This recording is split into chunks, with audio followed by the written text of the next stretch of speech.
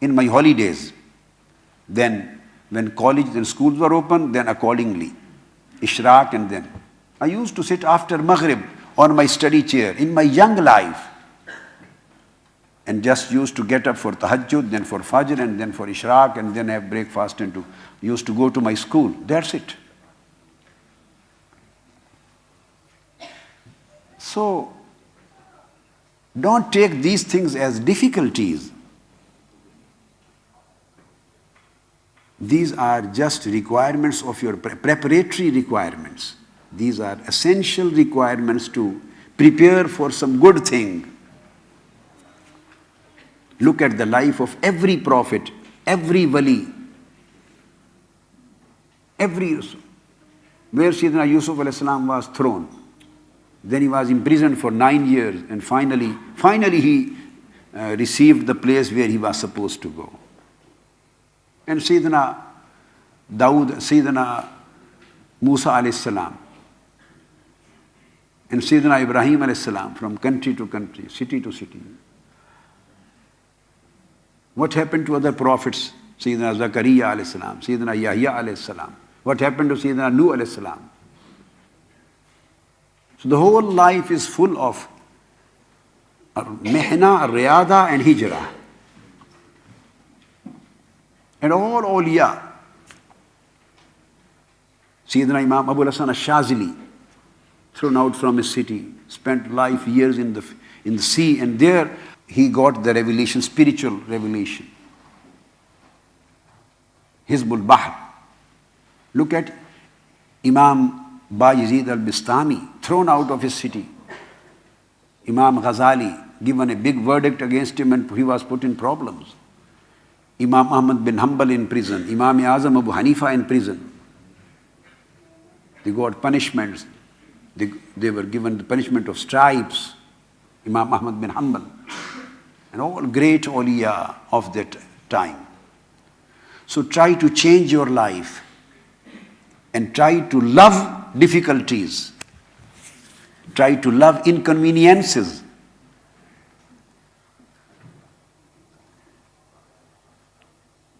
Try to love with all difficult circumstances. Love the difficult circumstances. Almighty Allah will open the door of easiness for you. Inna ma'al usri yusran. Inna ma'al usri yusra. The door of easiness opens only after you pass through the door of hardship. Easiness comes after hardships and difficulties. What kind of difficulties and hardships? For deen, for ilm, for taqwa, for purity. For purity. Try to bring purity in your life. Try to be pious. In your young life, this is easy at this time. And if you start repenting when you grow older, then the time would be lost. My dear daughters and my dear sons, be like this so that angels may come to see you. And if you become pious, then maybe you become the reason of my forgiveness. Because I have nothing, I have no good act in my life. I have nothing with me which I could present in front of Almighty Allah. I am ashamed. I could do nothing in my life to please my Lord and to please my beloved Prophet. I feel my life is just a failure, nothing. I could do nothing for my Lord, for Allah and His Prophet. Everyone has to die, I think. Just do something for yourself and do something for myself. If you become pious and you become people of Jannah, and Almighty Allah is pleased with you, then maybe you see me at that time on the day of resurrection, that angels were taking me to throw me in the hellfire. Maybe any one of you would see at that time that he is the person, he is the man who used to give us lecture on Al-Hidayah. He used to teach us good things. and we became pious because of his request, his teaching, his instruction. Maybe at that time you stand up and you do intercession and request Almighty Allah, "O Lord, if you are sending us to Jannah, please forgive this sinful man, forgive this man. We became good and pious because of his teaching. So maybe because of your intercession and shafa'ah, I will get forgiveness and get rid of hellfire. Otherwise, my own life and my own a'mal and my acts, they deserve hellfire. As far as my life and my acts are concerned, I deserve hellfire. Not more than that. Maybe you become intercessors for me, become the means of forgiveness and pardon for me.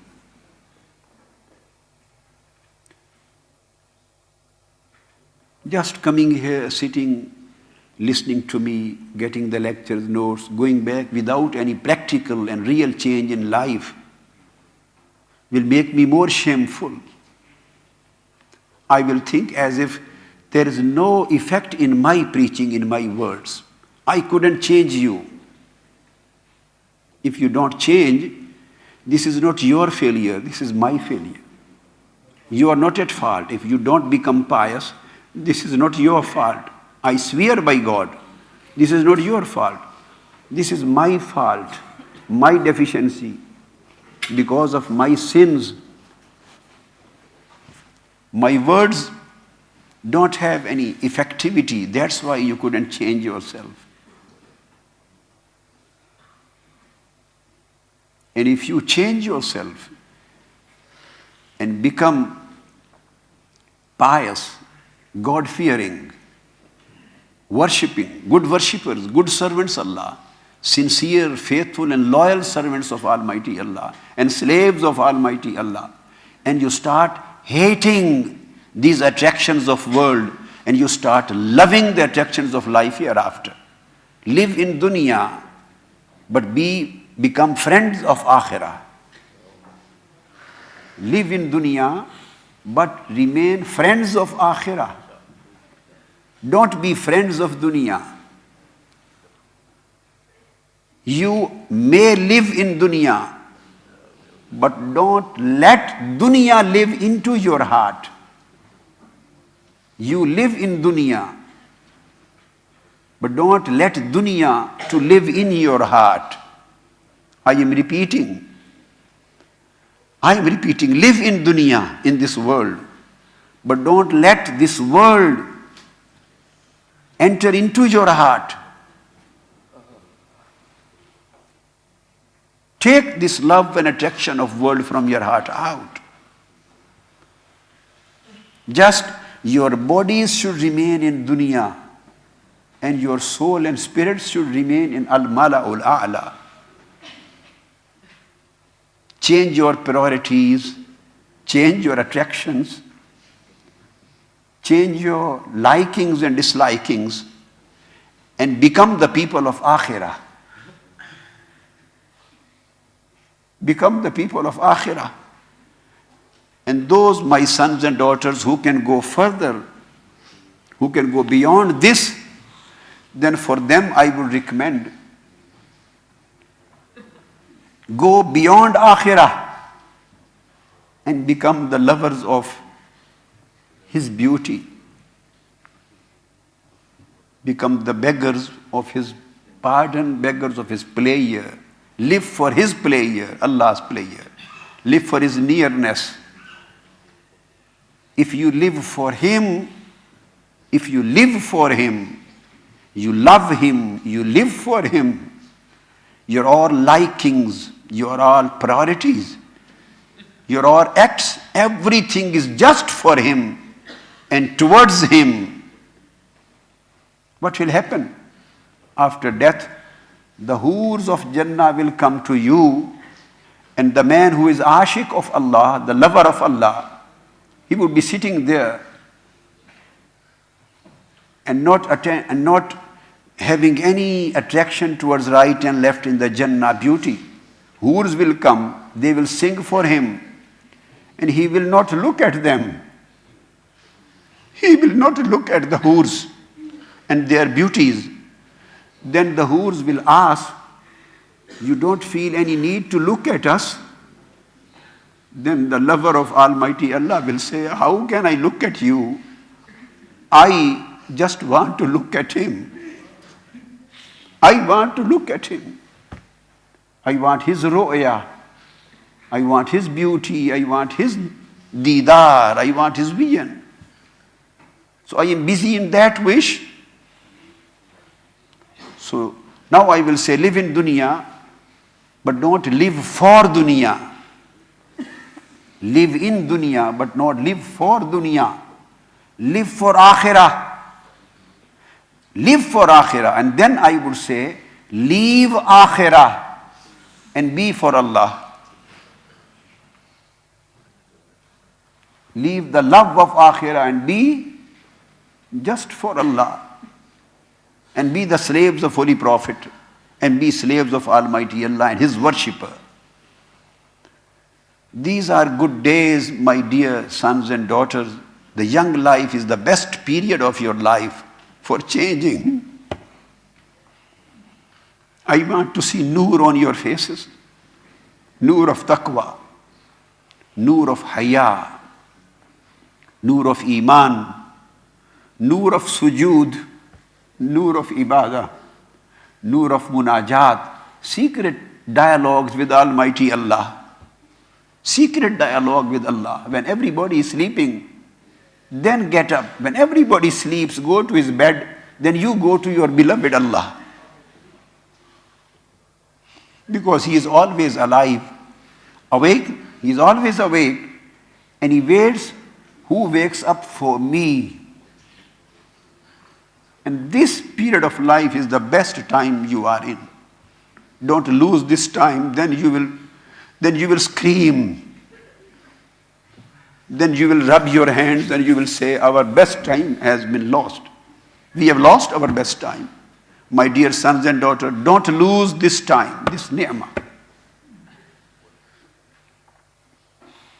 You should keep the ghairah, hamiyah of your deen inside. Try to protect yourself, your bodies, your eyes, your souls from sin. No connections with boys and girls. Any connection which is haram. No looking at each other, no talking to each other, which may lead you to the wrong side. Just every one of you should become the girls, my daughters. Can you demonstrate a little bit as Rabia Basriya?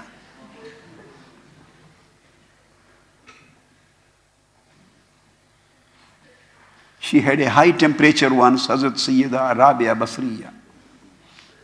She was suffering from fever and headache.